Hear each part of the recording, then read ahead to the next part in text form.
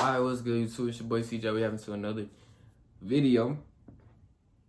And this is actually another anime video. It's called Why Do Black People Love Anime? I just recently got into anime really like much like almost a year ago. You know what I'm saying? So we gonna hop into this. You know what I'm saying? I didn't like it my whole life. You know what I'm saying? I never even really tried it. You feel me? But we gonna hop into it. Like, comment, subscribe. If you new, this is a long video. I might watch the whole video. It's like 20 minutes, but we're gonna hop into it. You know what I'm saying? Let's go. Let's do it. Attention to mainstream culture these last few years, you'd have noticed the wave of black anime fans that have outed themselves publicly.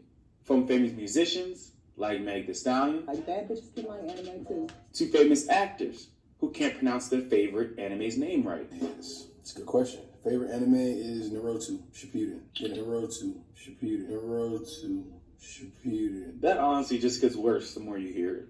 Black person after black person has been choosing to love anime out loud and proud. But what caused this wave of newly proud black anime fans? And where does the interest in anime for black people come from? Why are they loving it? What's good, y'all? I'm Aaron, aka The Lost Homie, aka The Anime Anthology. Here to see if we can decipher this mystery. You see me dead, do you? Well, then. Tachi. Go on. Black people's love affair with anime is not a new trend. If you know anything about the history of anime in the United States and other countries that have large melanated populations, then you would have seen the love that the culture has been giving anime since day one. Starting at the beginning of the 21st century, two very creative minds would bridge the gap between Japanese animation and black culture. Renowned anime director Shinichiro Watanabe and genius comic strip writer Aaron Magruder created two separate titles that would become part of the cornerstone of the black experience within anime. I am the stone that the builder refused. Say on God. Say, I did not know that. I was literally watching this yesterday. I did not know that. I just had a feeling Boondocks was gonna pop. How did I not know this was like a slash anime? I had a feeling it was. I just knew it was. That's crazy. I did not know that. Do you, like, would you say this is an anime? If you say this is an anime, that means everybody's watched anime. Like, because everybody's watched Boondocks. I've watched damn near every episode of Boondocks. I'm pretty sure I watched every episode. That's crazy. Yo, they're right. The Boondocks TV show Right. is a fusion of his love for anime and his poignant social commentary that made his comic strips famous. In a 2005 interview with the News Tribune, Magruder discussed why he wanted the Boondocks to be an anime show and the influence anime and manga had on the makings of the show. In an excerpt from the interview, he states, "I wanted it to be an anime show because I think as a medium, anime is, Japanese style of animation is, the most cinematic, and therefore I think gives you the most flexibility in terms of doing humor for adults.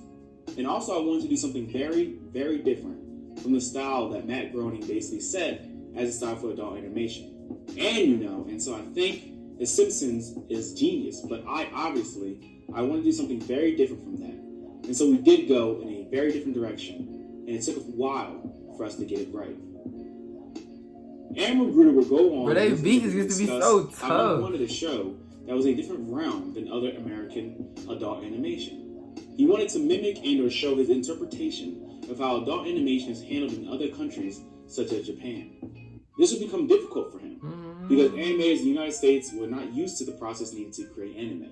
Luckily, in season 2 of the Boondocks, the Japanese anime studio, Madhouse, would join in the mix in animating the show. As reported by the Anime News Network, creator Aaron Magruder commented on the change by saying, "We're creating a new system on the fly to get an authentic anime style, but still have it be written with an American comedic sensibility. The success of a show like the Boondocks would be the starting point for many soon-to-be for many who are already fans, seeing its influences make it into a mainstream show that was representative of them made the appeal even greater for fans of the medium." Are you one of them? A Yagyu swordsman? You're in the middle of something. Pardon me. Hey, are you one of those so-called badasses?